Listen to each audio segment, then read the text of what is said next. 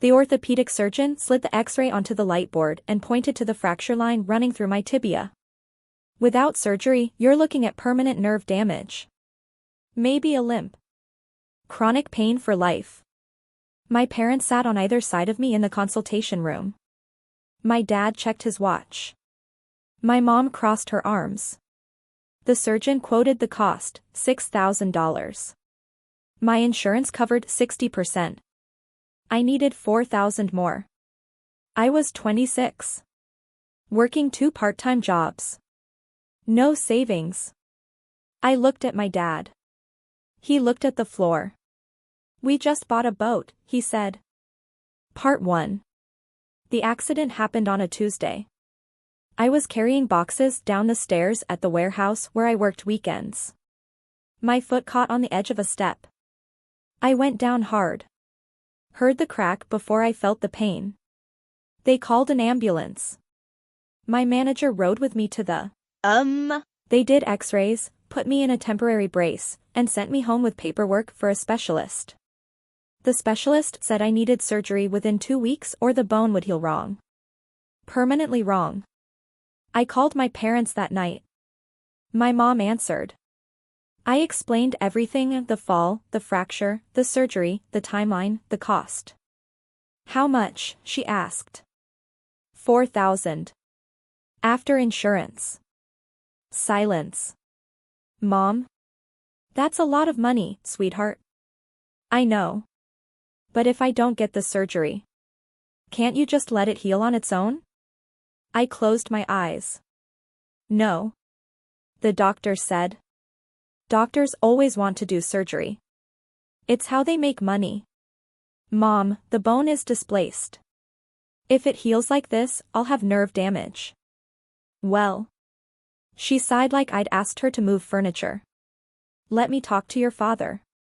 She called back the next morning. We can't do it, she said. No preamble. Just facts. What? We just bought the boat. The payments are more than we thought. We're stretched thin. I sat on the edge of my bed, phone pressed to my ear, trying to process. I'll pay you back, I said. I just need help now. It's my leg. I understand that. But we have our own expenses. A boat. It's not just a boat. It's something your father's wanted for 30 years. We finally have a chance to enjoy our lives. I didn't say anything. You're young, she continued. You'll figure it out. Maybe get a payment plan with the hospital. I'd already asked. They wanted half up front. Can I talk to Dad? He's out on the water. Testing it. Of course he was. I hung up and called my sister. She answered on the 4th ring. Music in the background. Laughing. Hey, what's up? I explained again. Shorter this time. Just the basics. $4,000, she said. Wow. That's rough. Yeah. Can't you just, deal with it? People walk with limps all the time. I felt something cold settle in my chest. I'm asking for help, Jess. I know. But I don't have that kind of money. And honestly, you've always been kind of dramatic about injuries. Dramatic. Remember when you sprained your ankle in high school and acted like it was the end of the world? You were fine in 2 weeks. This is different. This is surgery. I'm just saying, you'll manage. You always do. She hung up before I could respond. I sat there for an hour. Staring at my phone. At the medical bills on my kitchen table. At my leg in its brace. I thought about calling them back. Explaining harder. Making them understand. But I knew. They understood fine. They just didn't care enough. That night, my brother showed up at my apartment. I hadn't called him. I didn't even know he knew. He knocked twice and walked in. He was holding an envelope. Heard about your leg, he said. I nodded. He handed me the envelope. It's 900. It's all I've got right now. I opened it. Cash. Hundreds and twenties. Jake. I sold my tools. The good ones. The ones Dad gave me. I stared at him. You didn't have to. Yeah, I did. He looked at me with something I hadn't seen from my family in years. Concern. Real concern. It's not enough for the surgery, I said quietly. I know. But it's a start. We'll figure out the rest. He sat down on my couch. Stayed for 2 hours.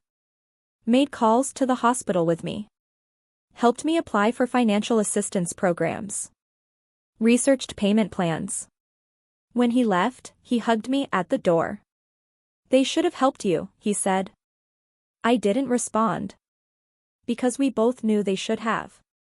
And we both knew they chose not to. Part 2. I got the surgery. Barely. Jake's 900 covered the deposit. The hospital put me on a payment plan for the rest, $200 a month for 3 years. With interest. I'd be paying for this until I was 30. The surgery went fine. 6 weeks in a cast. 8 weeks of physical therapy. I missed 2 months of work at the warehouse. They replaced me. I didn't blame them. I was back to one job. One paycheck. And a medical bill that felt like a chain around my neck. My parents didn't call once during recovery. Not to check on the surgery. Not to see if I was okay. Not even to ask if I needed groceries. My brother came by twice a week. Brought food. Helped me to appointments. Never mentioned the money. 3 months after the surgery, my mom called. Hey, sweetie, how's the leg? Like no time had passed. Like she'd been concerned all along. It's fine, I said. Good. Good. Listen, we're having a barbecue this weekend. Whole family. You should come. I stared at the wall. I don't think so. Why not? I'm busy. Doing what? Physical therapy. Work. Paying off medical debt. Silence. You're not still upset about that, are you? That. Not the surgery we refused to help with. Not your leg. Just that. I'm not upset, I said. And I meant it. I wasn't upset anymore. I was something else. Something colder. Then come. Your sister's bringing her new boyfriend. It'll be fun. I can't. Well. If you change your mind. She hung up. I didn't change my mind. But Jake went. He told me about it later. They spent the whole afternoon on the boat. The one they'd bought instead of helping me. Dad gave tours. Mom took photos. My sister posted them on Instagram with the caption, Family Time. Anchor. I wasn't tagged. Jake said no one mentioned me. Not once. Like I'd never asked for help. Like none of it happened. He also said my dad complained about the boat payments. How expensive upkeep was. How he didn't realize how much it would cost. My mom agreed. Said they were stretched so thin. Jake didn't say anything. He just left early. That night, I looked up the boat. I found the listing. $28,000. Used. They'd taken out a loan. I did the math in my head. They were paying $700 a month. For 5 years. They chose a $700 boat payment over a one-time $4,000 loan to their daughter. For something that floated. While I learned to walk again. I screenshotted the listing. Saved it. Not for revenge. Just so I wouldn't gaslight myself later. So I'd remember this was real. Thanksgiving came. My mom called. We're doing dinner at 4. Bring a side dish if you can. Not, please come. Not, we'd love to see you. Just logistical instructions. I'm working, I lied. On Thanksgiving? Someone has to. Well. Maybe next time. There wasn't a next time. Not really. I stopped answering when they called. Stopped replying to group texts. Stopped showing up. And the strangest thing happened. Nothing.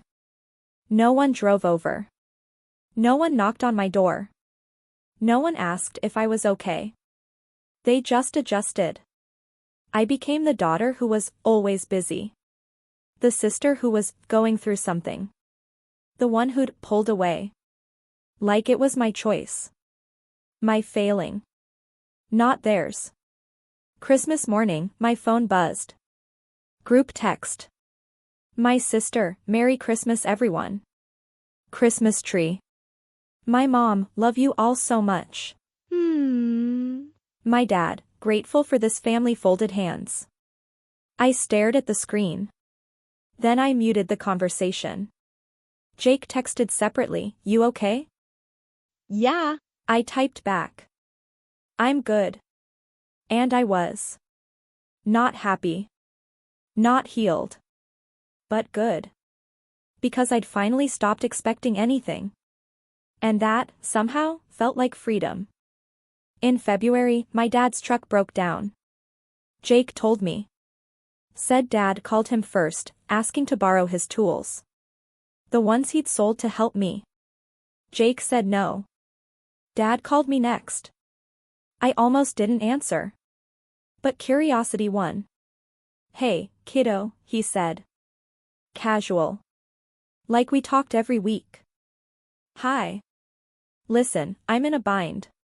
Transmission's shot. The shop quoted me $4,500 to fix it. I didn't say anything. I know it's a lot. But I'm stuck. Can't get to work without the truck. He waited. I waited longer. I was thinking, he continued, maybe you could help out. Just a loan. I'll pay you back. I almost laughed. No, I said. No? I can't. What do you mean you can't? You're working, aren't you? I'm paying off medical debt. From my leg. Remember? Silence. That's different. How? That was elective. Elective? It was surgery to save my leg from permanent damage. And this is my livelihood. I need my truck. Sell the boat, I said quietly. Long pause. What? Sell the boat. That'll cover the truck and then some. We're not selling the boat. Then I can't help. You're being petty. I didn't argue. I just hung up. He called back twice.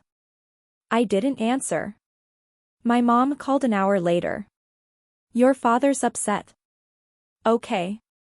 He asked you for help and you said no. That's right. That's not how family works. I closed my eyes. You're right. It's not. She didn't catch the meaning. He needs that truck. This is serious. So was my leg. Oh, for God's sake. Are you ever going to let that go? Let what go? This grudge. We explained our situation. We had just bought the boat. We couldn't. But you could take out a loan for the boat. She went quiet. You took out a $28,000 loan for a boat. But you couldn't help with $4,000 for surgery. That's not fair. You're right, I said. It's not. I hung up before she could respond. My phone buzzed for an hour straight. Calls. Texts. Voicemails I didn't listen to. Then my sister chimed in, seriously? You won't help Dad? After everything they've done for you? I turned my phone off. Jake came by that evening. Let himself in with the spare key. You okay? He asked. Yeah. He nodded. Sat down. They're mad, he said. I know. Good. We didn't talk about it after that. But something had shifted. I'd said no. And the world didn't end. I just finally stopped pretending we were something we weren't.